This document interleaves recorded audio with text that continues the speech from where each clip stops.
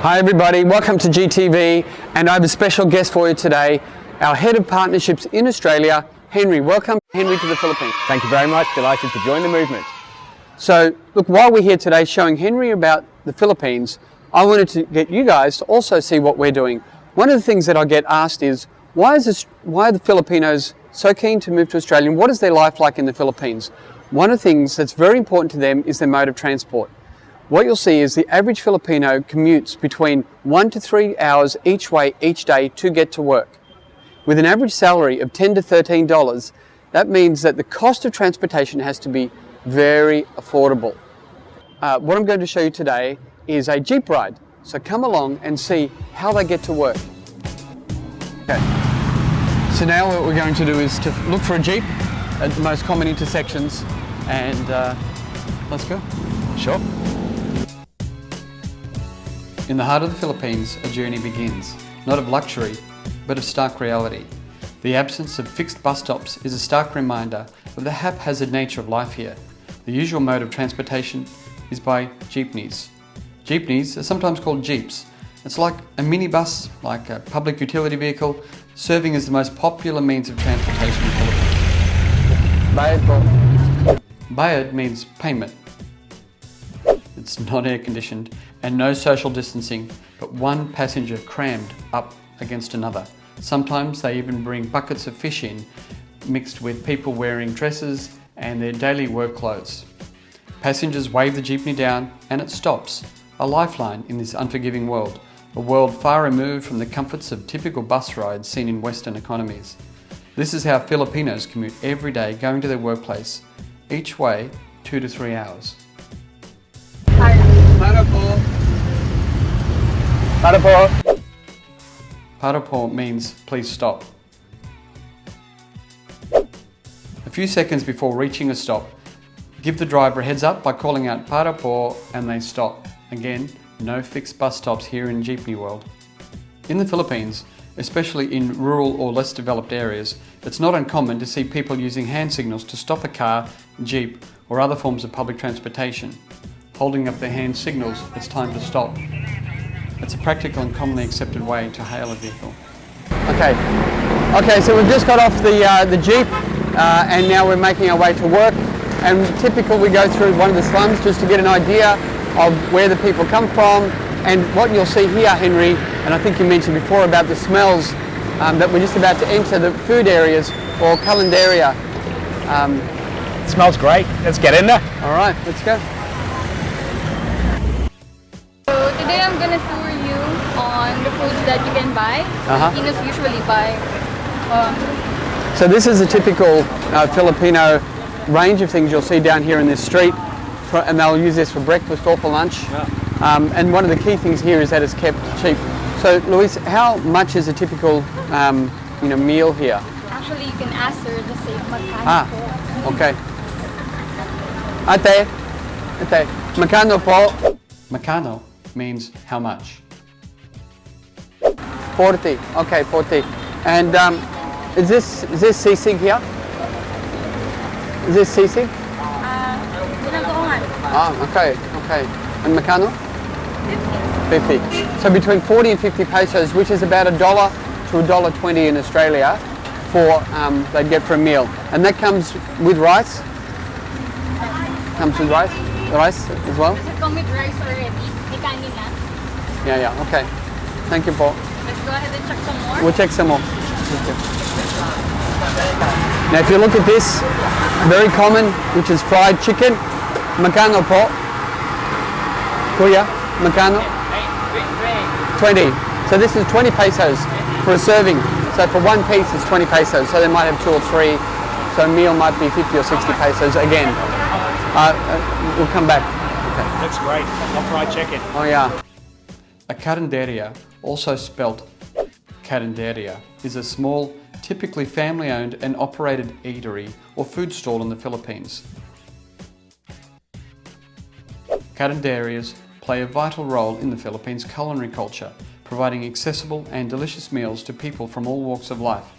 I was genuinely surprised at the quality and freshness of the food despite the outward appearance of these stalls. think you would like this one, sir. Talaga? It's sisig. Yeah. Ah, sisig. Okay. So another well-known favourite by Westerners is sisig. Really. Oh yeah, there you go. You know, Filipinos like to eat bread as well. Yep. And there's a bakery right here. Okay. Another delicacy that Filipinos love and eat along with their rice is bread in all various forms.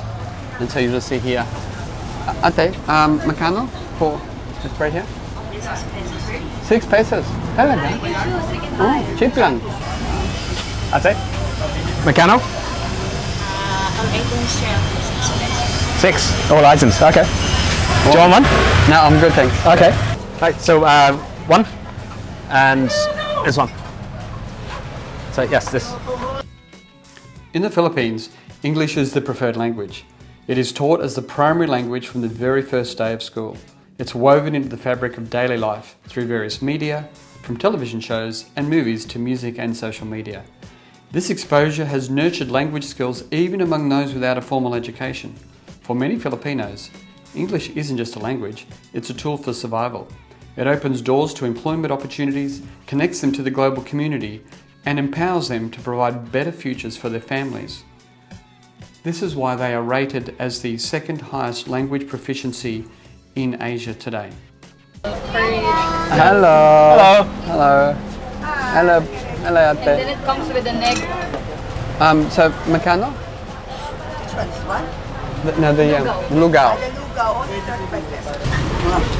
So that's a typical breakfast porridge that Filipinos will have.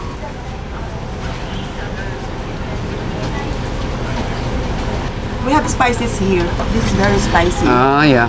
You put lemon, this one. Ah, and fried garlic. Ginger, fried garlic. And so here is something that you only see in the Philippines.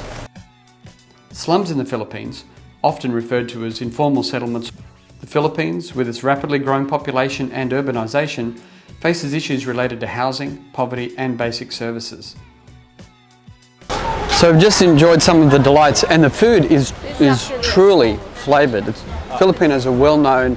It always has this mix of spice and garlic, and infused with either coconut or ginger, and it's really quite unique. And that's why people come from all around the world to visit the Philippines.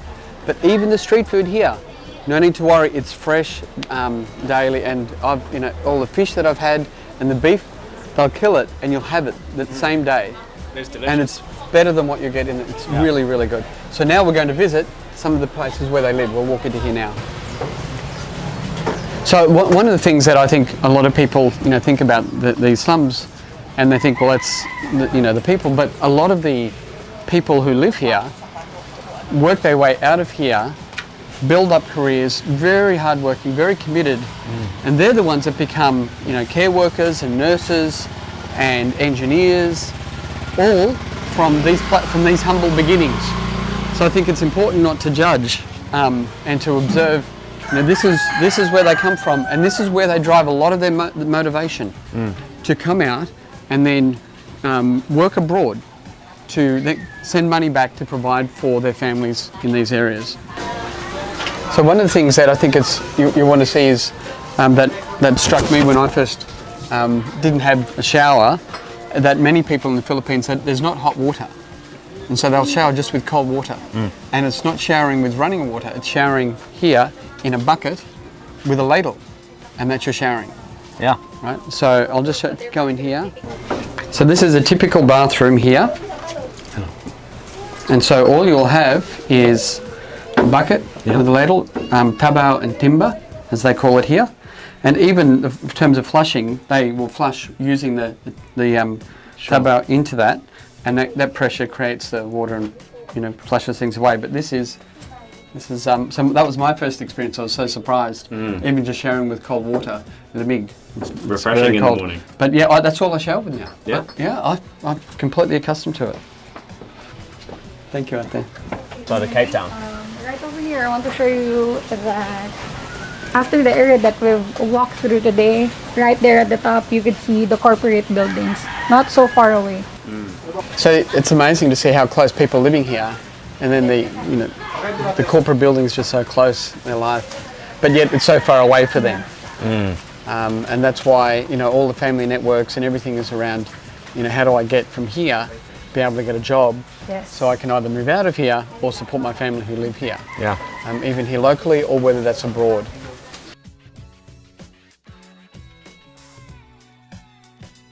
Picture a small cramped space measuring just 5 square metres with a ceiling height of 5 feet or 1.5 metres.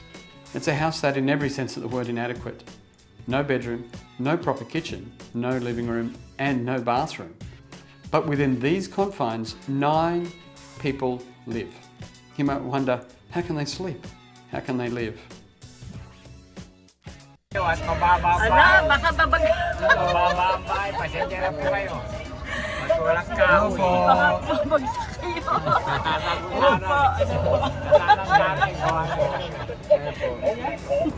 Magandang umaga. How are you? Oh, look, your TV. Oh, social.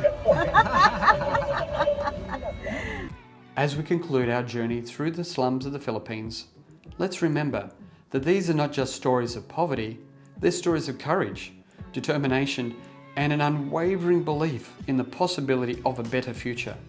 As we step away from the slums, let's carry with us the indomitable spirit of the Filipino people. Let's be inspired to support and uplift these communities, to create opportunities, and to transform hardship into hope. That's what we are here to do as GrowWorks. I hope you've enjoyed that this morning, and thanks for watching GTV. Don't forget to subscribe.